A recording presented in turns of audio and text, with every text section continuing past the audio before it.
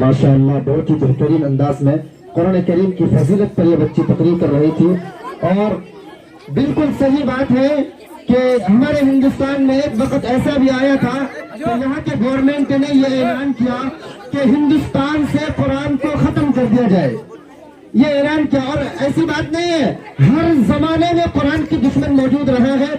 پہلے بھی تھا, اب بھی ہے, اور ہمیشہ قیامت تک رہے گا.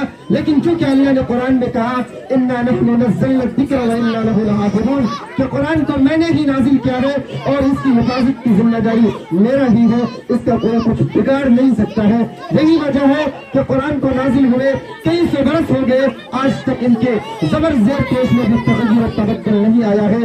کہ ایک مرتبہ ہندوستان کے گورنر نے یہ اعلان کیا کہ ہندوستان سے قرآن کو ختم کر دیا جائے, آگ سے جلا دیا جائے, سمندر میں ڈال دیا جائے, سمندر میں بہا دیا جائے, آتش سے جلا دیا جائے. چنانچہ اس کے حکم کے تحت قرآن کو جگہ جگہ سمندر میں ڈالا جاتا ہے, سمندروں میں بہایا جاتا ہے, آگ سے جلایا جاتا ہے, آتش سے جلایا جاتا ہے. لیکن آخر میں ایک گورنر نے ایک چھوٹا سا معصوم بچہ سے پوچھا کہ اے بچہ بتا تو قرآن میں فلاں آیت کون سی جگہ ہے. تو بچہ اپنی نرم نازک زبان سے پڑھنے لگتا ہے, فوراً پڑھنے لگتا ہے. تو برطانوی گورنر نے کہا اللہ کی قسم کوئی ماں کے لال بھی اس کلام کو, اس پاکیزہ کلام کو ختم نہیں کر سکتا.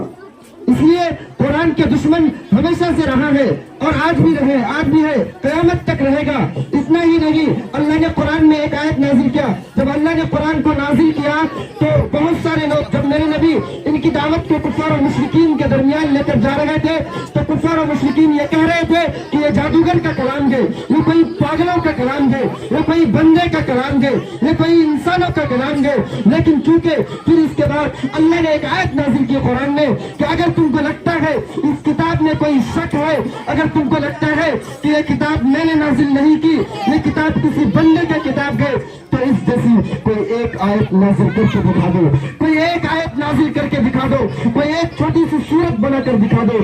سارے کے سارے لوگ ہکا بکا رہ گئے. حالانکہ سارے کے سارے لوگ مل کر قرآن کی ایک چھوٹی سی صورت نہیں بنا سکا. یہی وجہ ہے کہ کیونکہ قرآن کی حفاظت کی ذمہ داری اللہ نے لے رکھی ہے.